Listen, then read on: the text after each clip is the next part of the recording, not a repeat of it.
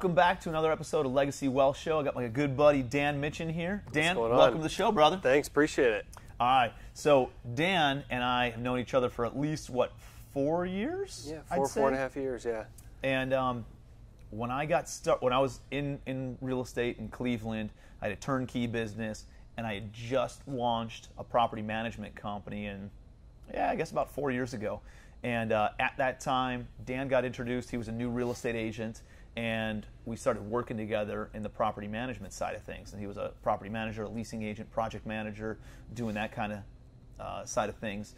And was always one of the best agents and worked with a lot of investors.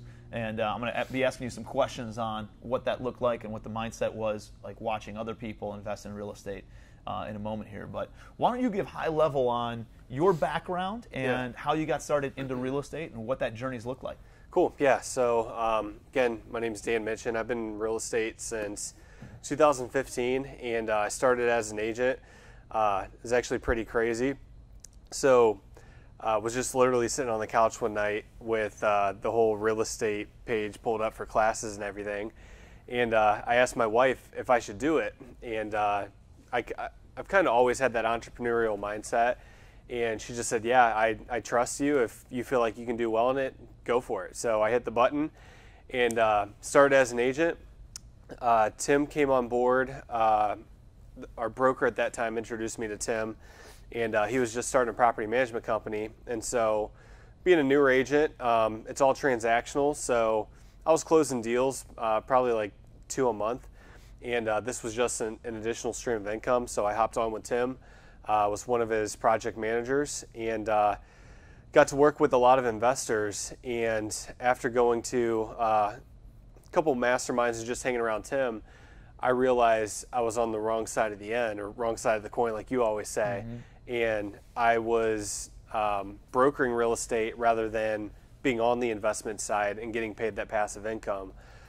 So I started investing about 11 months ago.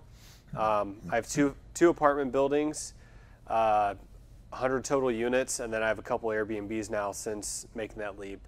And here I am today. I have another 42 unit under contract down in South Carolina right now. Your first investment property was what? A 72 unit apartment building, right? 70, yeah. 70 unit apartment building, yeah. That's awesome. Yeah. So let's backtrack a little bit. Yep. So you're an agent. You come in. I'm opening up the property management company with the same brokerage, and all of a sudden we get connected. You come on board. We're working together on the property management side, and you're seeing these investors buying rental properties, right? In the turnkey space, and especially on the single family side of space, what's something that you learned early on watching other people invest in real estate? That it can be as passive or as hands-on as you really want, right? So being in management, there were some investors where they kind of just gave us the reins and we kind of did our thing, and we would send them a monthly report. And then other investors calling every single week wanting to know what's going on with the property, what's kind of happening. But yeah, really, it was a way for me to kind of build long-term wealth. I know you always preach on this as well in Legacy Wealth Show, is how can I leave a legacy for my kids and truly live the life I want to live and be as most passive as possible. Yep. So that's what I learned. And you can't do that when you're transacting real estate, right? Right. When you're not flipping, but brokering real estate. Mm-hmm. We were talking to Steve a little bit ago, and he was in the same realm of, hey, I can earn $3,000 from brokering this property, or I can wholesale this property and make $22,000, right? Or I can own this property and it'll pay me $600 a month for as long as I own it.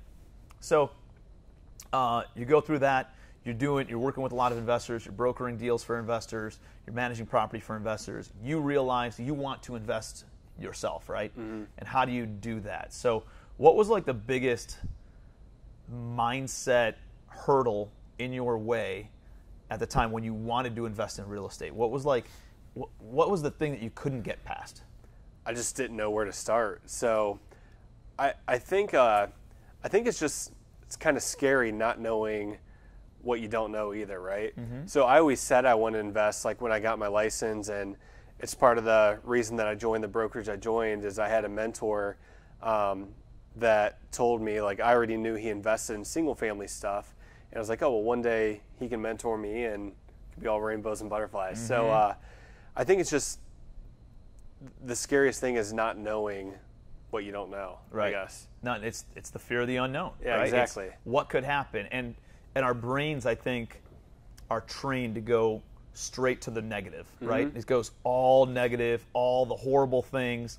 I could lose everything. I could go bankrupt. My kids are going to be eating, mud pies, and we're going to have to move back in with the in-laws and whatever that looks like, right? It was like that even when I first became an agent. Like, love my family, friends, and everything, but they're like, are you sure you want to do this? Like, you're going to leave your job and you're going to dive into this entrepreneurial thing and create this business? And I said, yeah, I'm going to do it.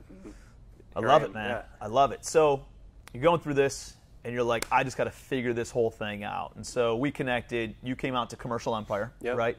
And what was like the thing you were trying to take away from Commercial Empire? Really just how to get started? Like, what is the next step? Yeah, I didn't know anything about commercial. Like, I knew enough about single family. So why didn't you go to a single family event? Because, so honestly, it's because of you. So I already knew you. I trusted you. Yeah. And I know there's a lot of like gurus out there that claim like, oh, come to my event and you'll flip 10 houses a month or whatever it may be. And I was watching you build this empire. Now you're at what, over 3,200 units in 4 years. And I was like, super smart dude, but if you can do it, like, why can't I either? So that why not me mentality. And I just didn't know the foundation, the blueprint, anything with commercial. But I knew if I came to this event and I could learn how to find a good deal, I could partner with somebody. And did you even own your own primary residence when you came out? I did, yeah. Okay, so the only property you owned at the time that you came out to the event, what, in October of last year? I think so, yeah, October. Was your own primary home, right? You get a takeaway, and that's really just go take massive action. And there were a couple strategies that we talked about, and how to find off-market direct-to-seller deals. And you go out and you take massive action, right? And so you start banging out phone calls, you start shooting out emails, you're starting to reach out and looking for opportunities. I'm sure there was a lot of crappy deals that came across, but then this 70 unit comes across your desk, and you're like, I think we could do something with this, right? And so what did that process look like when you found that? Because you're a partner in that. You have a couple other partners who were able to help sponsor the loan. I'm not a partner in it, but we have some mutual really good friends that are your partner in that. So what did that deal, finding the deal, underwriting the deal, structuring the deal, what did all that look like? Yeah. So I knew how to underwrite the deals because of Commercial Empire. So the next thing is I just started banging out phone calls like you said. So Craigslist ads. So was calling for rent by owners, and super simple script. Hey, I don't actually want to rent your apartment, but I want to buy it. And like I played it off like, yeah, I'm looking at a couple more hundreds to my portfolio over the next couple months, and I didn't own anything but my primary residence. And yeah, this guy says yeah, and I think it started as a 48 unit, and then throughout due diligence, we found out that he had another, I don't know, whatever 70 minus 48 is. 22. Yeah, like right next door in another parcel, and we just packaged it all together. And I kind of underwrote the deal. I think I set my own LOI on it as well. And then walked through the property with one of my JV partners and kind of took pictures, helped a little bit with due diligence, and then pretty much just told him like, hey, I just want to learn how to do this. Like, just be my mentor and show me how to do all this. Like, how to raise private money, what's that look like, rehab, all that good stuff. And that's how I got started. Dan Mitchen just takes massive action, right? He came out as a real estate agent, never owned a property before other than his primary residence, gets educated, finds somebody that he can latch on to, somebody that he trusts in the local marketplace, happened to be me in that situation, came out, got educated on what to do, how to do it, didn't get paralyzed in all the details, right? Didn't have to worry about step 9. He focused on step number 1. And put that plan into action and just took massive action. He picked up the phone, made phone calls, sent out emails, did the activities that stir up results. And by doing that, his first investment property is a 70-unit apartment complex portfolio. It's remarkable, right? He stayed in his lane, did a great job of finding the deal, didn't have to take all the equity, wasn't worried about, who's carving up what and all that kind of stuff. He said, hey, I need to learn. Went out, found a deal, brought it to somebody he could partner up with, and has equity in a 70-unit apartment building. His first deal in less than 6 months of coming out and getting educated. Are you actively doing anything with the building now? No, So you're pretty it's passive. pretty much like I wholesaled it, but instead of collecting a fee, it was You took a wholesale equity versus commission or a wholesale fee. Yeah, and That's learn awesome, man. and kind of learn as I go. That's awesome. Yeah. I love it. So that was the first deal. Next deal was another 20-some deal? 20-some unit? 30 unit. Yeah, 30 unit? 30. So that one came from, I don't think that one was from Craigslist. That one, I found a way to find like the managing member of an LLC. Like most of the time, if you look it up on the business search or whatever, it's the registered agent. But I actually took this away from Commercial Empire too, is I found out who actually signed on the loan. And so that's the person I want to call. So look up a property, I see it's in an LLC, I look up the LLC, find out who signed on the loan, and then called her up directly. And this situation, it was all about timing. She really backed herself into a corner and absolutely had to sell, and it was just perfect timing. Wow. So that's where that 30 came Did you get a good deal on it? Yeah, we got a smoking deal. Stabilized value is going to be probably just north of 1.8, and we're going to be all in for like 950. It's awesome too. Yeah, That's so awesome. pretty solid. It's amazing. So what's on the agenda from the next, let's say, 2 to 5 years? What's your goal over the course of the next few years here in order to put you where you want to be? Yeah, so I started digging into Airbnbs as well. So 1 year goals for Airbnbs is to have 20, and then the apartment stuff.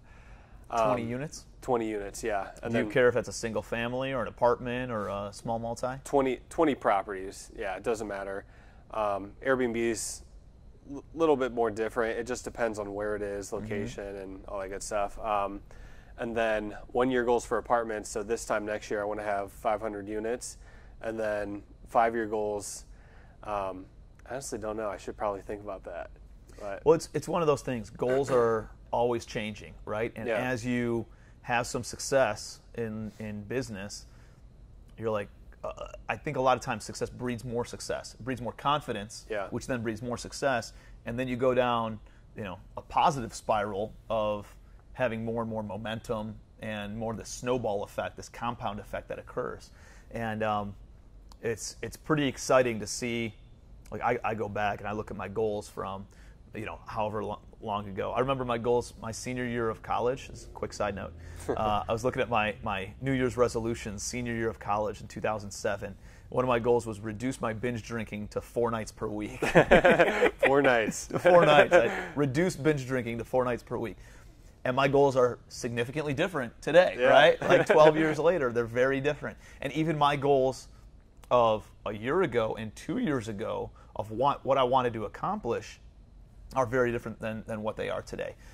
Because you realize that once you build up a little bit of momentum, we all overestimate what we can do in maybe 12 months, but we grossly underestimate what can be done in 3, 4, 5 years. Oh, yeah. As you mentioned, I built my current portfolio just over the past 48 months, but I was also priming the pump on real estate for the 7 years prior to that, and being really bad at real estate and going through the learning curves and paying my dues and figuring this whole thing out. Built up a nice little portfolio, had a partnership that we had to liquidate everything, and I had to restart essentially 4 years ago. Yeah. But because we had the foundation of knowledge, right, I was able to go ahead and build that up. So tell me a little bit about the education process of like plugging in a mastermind. So my event is cool, you mentioned that, but that's more of like a training event versus a mastermind, which is a bunch of entrepreneurs sitting in a circle and exchanging ideas and strategies in order to overcome the struggles that they're facing right then and there in business. Yeah. Has that been helpful for you as well? Oh, for sure. Like my biggest takeaway from those masterminds is you feel like you're the only one with this specific problem. And then I think the first mastermind I went to, I was one of the last ones to go, and my problem was already spoken about like probably 4 or 5 different times, and I kind of already knew my answer, so I had to come up with a new problem. So it's it's crazy just when you get in a room with people doing a lot bigger things than you, and just thinking bigger, like buying skyscrapers and talking about buying yachts and private jets. Like it just expands your mind. And reality is, like, we only live this life once, so why not make the absolute best of it? I love that. And live the life we truly want to live, right? I love that, man. Powerful stuff. And on that note, that's a good one to end on. So what's the best way for people to connect with you, Dan? Yeah, social media is the easiest. Dan Mitchen. There's actually 2. Just look for my profile picture. It's this beautiful face. So looks like this. Yeah. So social media, Facebook, Instagram. Those are probably the 2 easiest avenues to get in touch with me. Taking massive action. Comes out to an event 11 months ago, picks up 100 units in 11 months. Now, it was only 2 deals, right? Yeah, you're not lighting the world on fire with the number of deals you're doing. You are working smart and just leveraging by doing bigger deals, right? 2 deals picks up 30 unit or a 30 unit and a 70 unit, and whether you're full time or fully active or more of a passive role like you're playing, it starts creating generational wealth, right? It gets things going, and now he can go and posture up with other sellers and talk to banks and private money investors and talk to people and have that much more credibility, because he doesn't have to have 100% of a watermelon, right? He can have a small percentage of he doesn't have to have 100% of a grape. He can have a small percentage of a watermelon. And guess what? A small percentage of watermelon's just as big, if not bigger, than 100% of a grape, and gives him enough momentum in order to keep on going and continue building his business. So, Dan, appreciate you being here, dude. Thank you so much. Hope that was a ton of help. I appreciate you guys, and if there's anything that I can do, reach out to me. Until next time, we'll see you on the Legacy Wealth Show.